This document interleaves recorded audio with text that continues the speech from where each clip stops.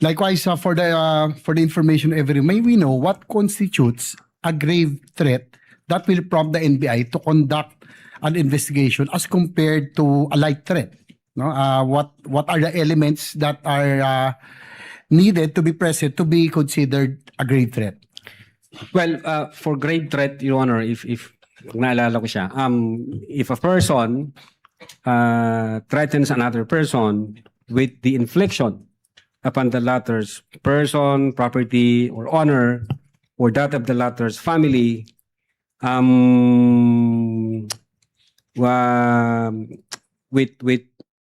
a wrong or with any wrong amounting to a crime, if that threat is with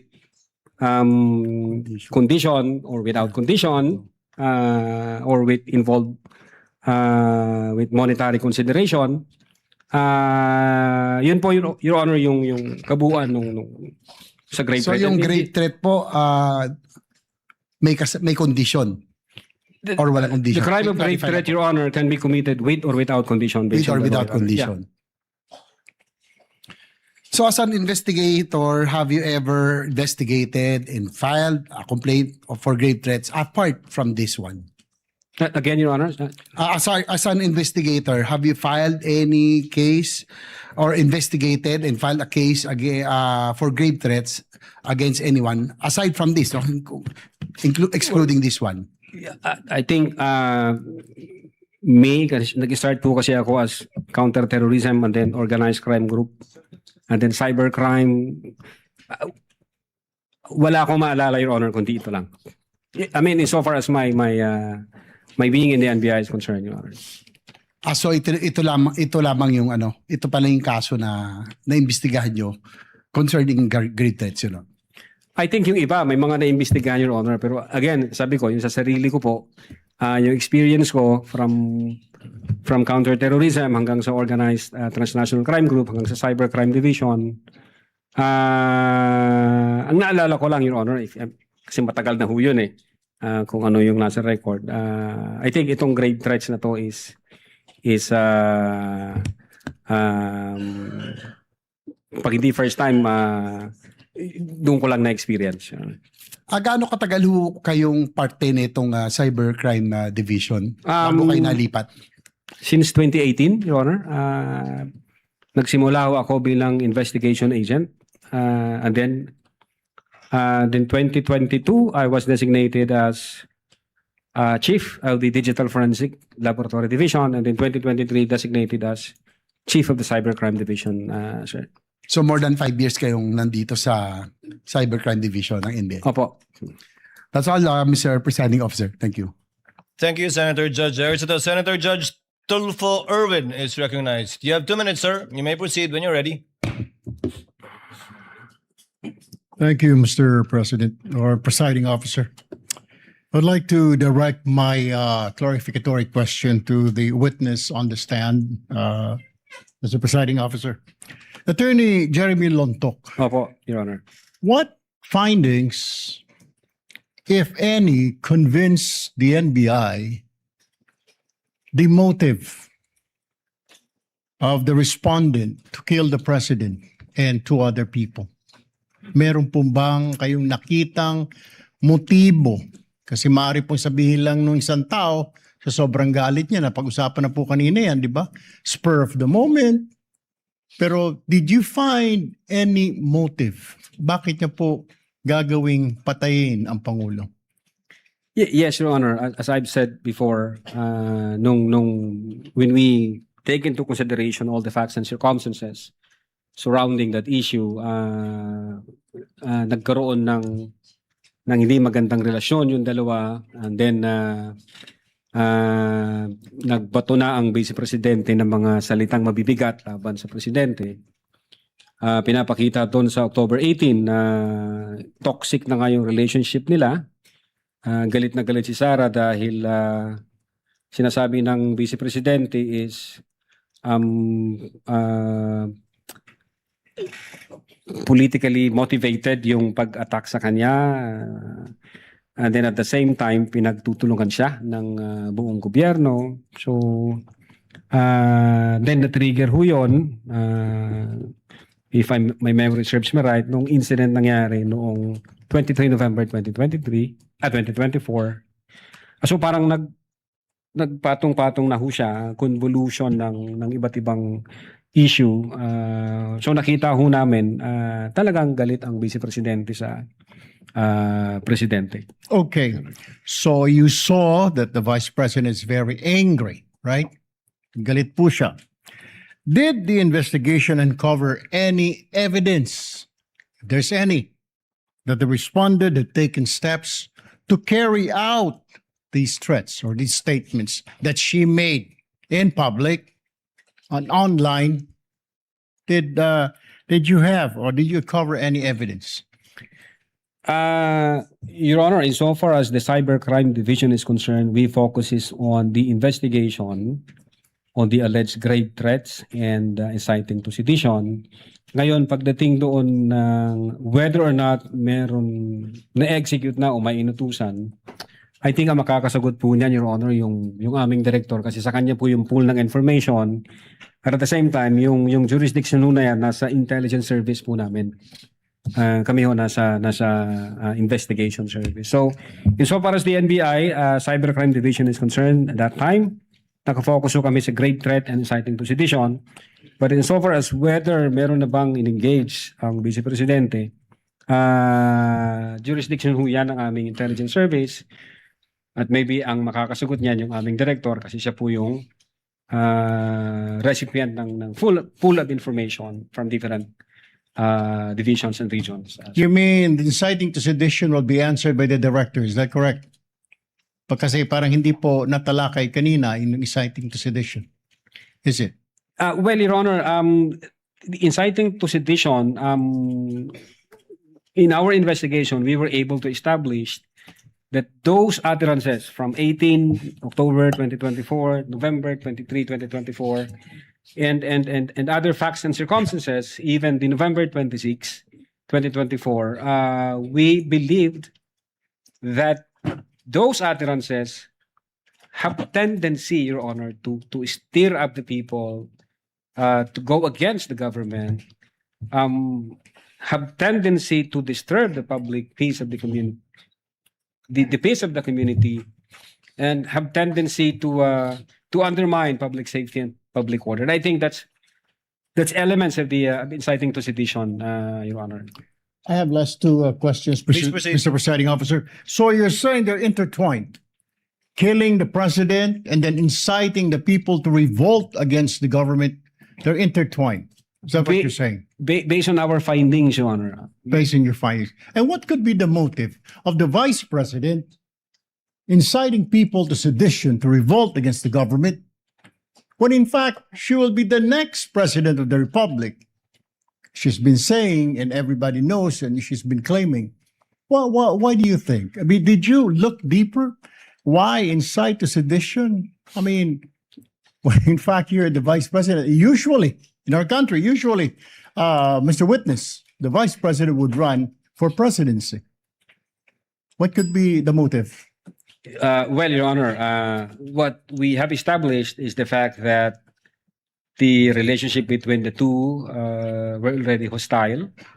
And what we established is the fact that the Vice President has committed grave threats and inciting to sedition. Yun ho yung focus namin, Your Honor. Insofar as yung mas malalim pa na motibo, wala akong personal knowledge. All right. Your Honor. Well, I'm running out of time. Can you identify the strongest piece of evidence which you relied in deciding to file these cases before the Department of Justice? And what is the status of this case, Mr. Witness? Well, Your Honor, the pieces of evidence that we attached or we incorporated in our investigation is sufficient and has satisfied the requirements of the quantum of evidence required, which is prima facie evidence with reasonable certainty of conviction. And the fact, Your Honor, that the Department of Justice has issued certification stating that your referral, your transmittal, has complied all the elements of the crime charge and therefore good for preliminary investigation. What is the status of the case, Mr. Witness? It's ongoing, Your Honor. If kung tama ang naalala ko, it's ongoing, Your Honor. One very, very quick question, Mr. Kindly Presiding wind Officer. up, Senator Judge. Do you think at this point you have an airtight case against the respondent? I believe so. Yes, Your Honor. Otherwise, the Department of Justice would not issue a certification stating to the effect na kumpleto ang elements namin, na nakuha namin yung requirement, at ready na siya for preliminary investigation. Thank you, Mr. Witness. Thank you, Mr. Presiding Officer. Thank you, Senator Judge Tulfo. Senator Judge Ontiveros, Senator Judge Villanueva, and thereafter we pause for a 10-minute break. You may proceed, ma'am. You have 2 minutes. Salamat, Mr. Presiding Officer.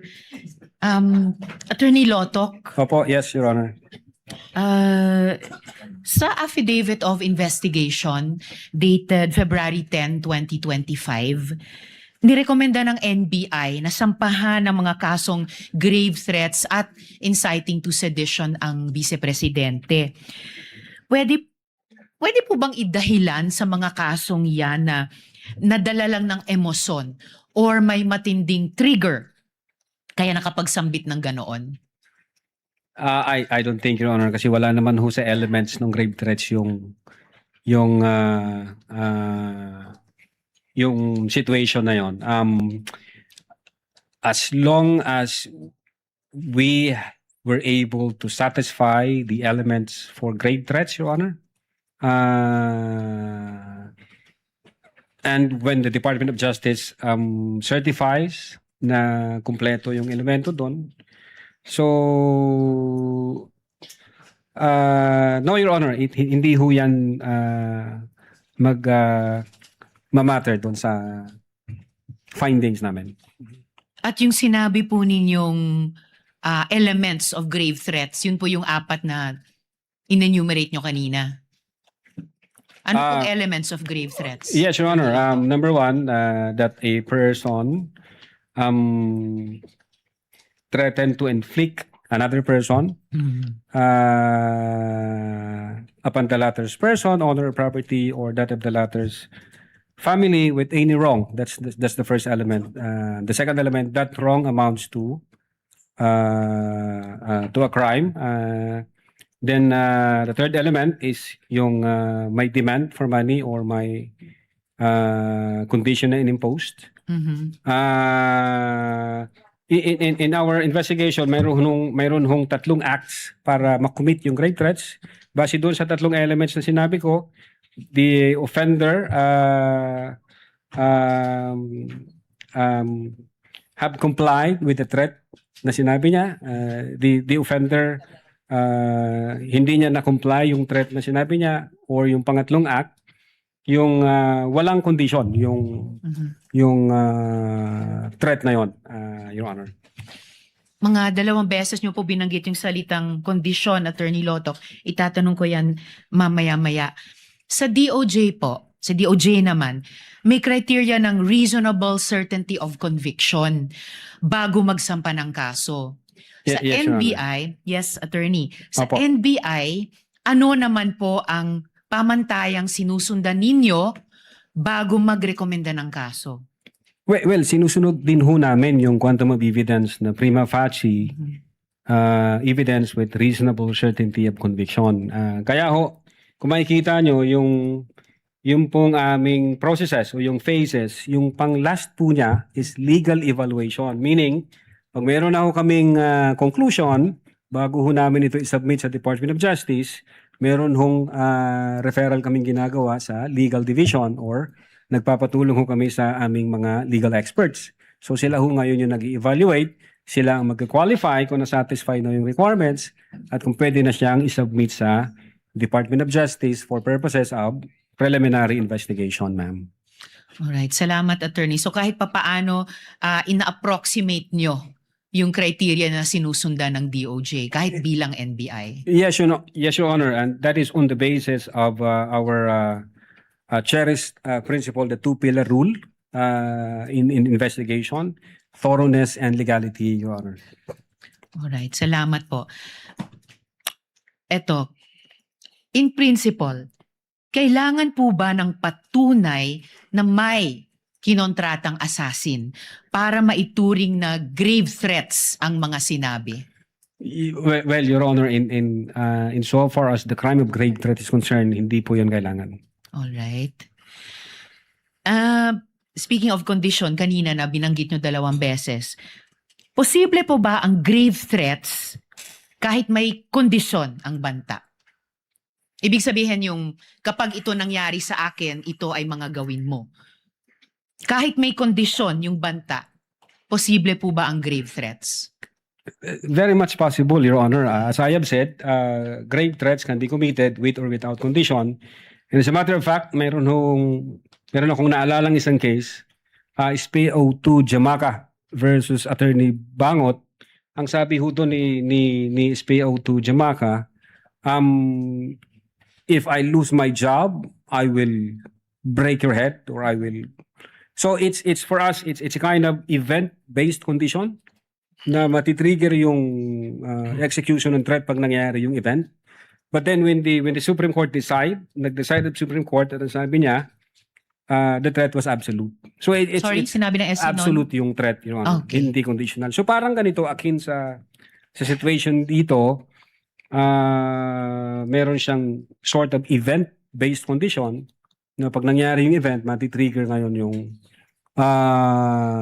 yung threat na inatter ng offender, So, Your Honor.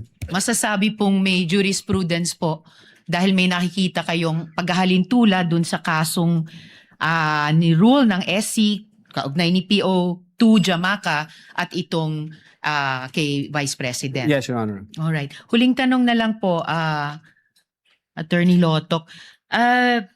Bilang abogado po, as a general rule, kailan po masasabing lampas sa free speech ang pananalita at nagiging grave threats o inciting to sedition na? Well, we consider the two tests. Number one, yung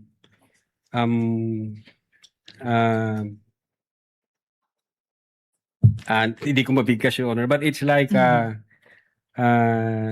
ano bang tendency rule. If I may, Your Honor, just to refer my notes, May he, presiding Just- officer. konti lang Witness po. may do so. Yeah.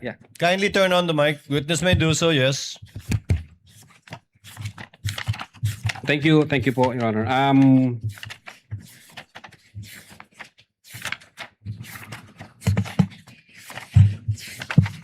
Yeah, we consider, Your Honor, the clear and present danger rule and the dangerous tendency rule. But among the two, ang nakita ho namin yung the dangerous tendency rule, meaning if the speech would have a tendency to create chaos or to create illegal acts, then that should be restricted. Pag may tendency ho na magiging ganon ang resulta. So, huli po, attorney, masasabing bang may parang spectrum pwedeng nagsisimula sa free speech pero pag lumalapit na dun sa dangerous tendency rule ay maaari na talagang tumawid sa magiging grave threats o inciting to sedition. Yon. Yes, Your Honor. Pwede ho yun. Alright. Maraming salamat po, Attorney Lotok. Salamat po, Mr. Presiding Officer. Thank you. Noted and entered into the records. Senator Judge Villanueva, you have 2 minutes, sir. You may proceed. Thank you, Mr. Senate President, Presiding Officer. Just a few questions to our witness. Mr. Witness, it's been mentioned several times the importance of your investigation, that it falls under yung prima facie evidence with reasonable certainty of conviction. And nabanggit niyo po na fulfill po lahat yan, no? Kaya ho siguro nagkaroon ng first report at second report. Is that correct? Yes, Your Honor. And can you just for the record give us an idea ano yung mga boxes that you have to fill in para pumasok po dito? You mean, Your Honor, yung comment ng Department of Justice dun sa first affidavit namin? Yes, to make it clear na it's indeed goes dito sa pumapasok siya dun sa prima facie evidence with the reasonable certainty of conviction. Well, basically, Your Honor, yung requirements na binigay ng DOJ from our point of view were administrative requirement. Hindi ho yun yung sustansya ng aming affidavit. Kasi hindi ho namin binago yung affidavit namin, yung pa rin ho yun eh. Ang nakita ho ng DOJ doon, yung affidavit ng, I think, authentication na kailangan i-attach doon, and others, yung TSN, affidavit of transcription, this is, from our point of view, to satisfy the requirements of admissibility. But insofar as the substance nung aming affidavit, Your Honor, It hindi didn't namin change. binago yon yung pangalawang submit namin. So it didn't change. So that's part of your Hindi fourth ho. stage, no? Yung legal evaluation. In- In that stage na legal evaluation, no, was it considered, Mr. Witness, yung binabanggit ni Vice President and even some of the defense panel, no, na it is actually a conditional threat that, and it appears that the Vice President during the presentation of the video is also getting threats. What can you say about that? Well, insofar as the threat against the life of the Vice President, the very reason why we issued subpoena and we sent letter for us to have the chance to talk to the Vice President and elicit some information, baka meron siyang maibigay na lead na pagsisimulan namin. Unfortunately, hindi ho siya nagpakita ng 2 beses at wala ho siyang maipinadalang representative para magbigay ng info. Kahit info lang na mapavalidate namin, then matitrigger ho yung aming... But part of your investigation, did you pursue that? If indeed there is a threat to the Vice President? Yes, Your Honor. We nag-check kami sa mga open sources. Nagtanong din kami. But again, insofar as the cybercrime division is concerned, limited ho kami doon, Your Honor, sa cases na may cyber aspect. Siguro ang makakasagot po niyan, yung aming intelligence service. Sila po ang may hawak dyan sa mga issue na yan. Kasi sila ho po yung recipient ng mga information from different But do you assets. think it is important, if it is a conditional threat, it is also important to look at this aspect? Yes, Your Honor. I think Thank you. so, yeah. Mr. Witness, gusto ko lang maintindihan din yung standard na ginagamit ng National Bureau of Investigation. Kung hindi po ma-identify o ma-locate ang sinasabing assassin, does that automatically mean that the threat is no longer credible or actionable? Or does the NBI still consider the statements uttered and the surrounding circumstances and the totality of the evidence before deciding to proceed with further investigation? No, Your Honor, the threat was absolute. We follow the test of mens rea, Your Honor, in considering whether the threat is totoo. Una, we examine the utterances objectively, and we interpret the same in light of the circumstances where the utterances was made, the manner in which they were spoken, the person to whom they were addressed, the relationship between the parties, and the reactions of the recipients of those utterances, Your Honor. Yes, So- yes, thank you, Mr. Witness. I have here with me yung binanggit po niyo sa notes ko, yung 4 stages, identification and pag-preserve ng digital evidence, collection of evidence, analysis and attribution, legal evaluation, and then you have the 3 statements. Binanggit niyo rin tanggalin ulo niya, toxic relationship, and I always see myself cutting his head. Now, you also mentioned the factors considered: delivery, manner, literal meaning, nature of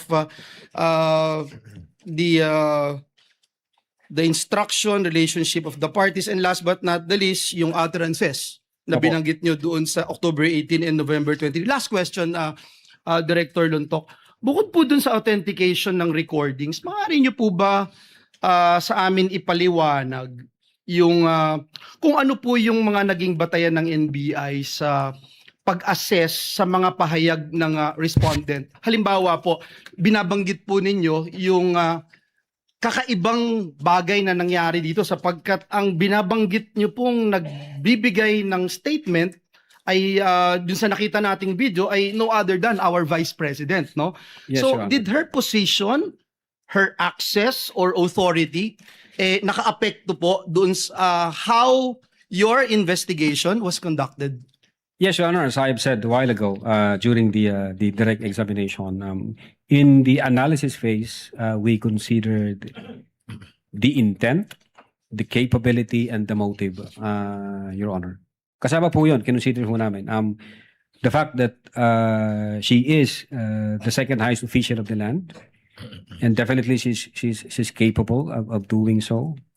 And then there is that motive in the sense na may mga issues na sila, galit na ang Vice Presidente, then na-trigger dito sa November 23. And you would say it's not the usual. It's not a usual. Thank you, Mr. Witness. Thank you, Ayun po. Mr. Presiding Officer. Thank you, Senator Judge Villanueva. We will be pausing for a break, Senator Bam. Point of order lang. Mr. Presiding Officer, may hiningi What is po the tayo. pleasure of Senator Judge Aquino? No, just a point of order, Mr. Presiding Officer. May hiningi po kami sa defense na pagklaro. May we tackle this after the break if they have identified it in their pleading. This in relation to your question earlier. After the others shall have been able to speak, Senator Judge Aquino, we shall be pausing for a break for 15 minutes. We shall resume on 4:40 for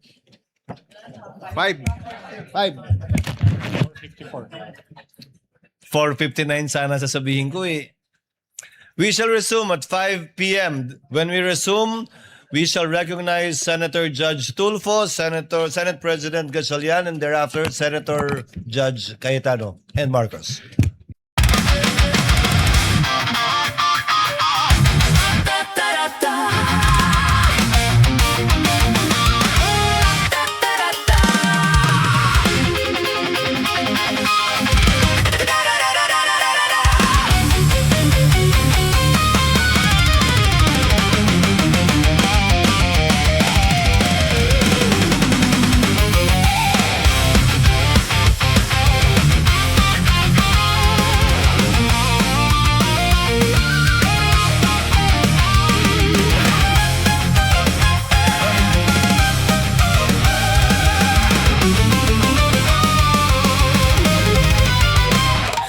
Madilim daw ang paligid, putukan daw ay maririnig.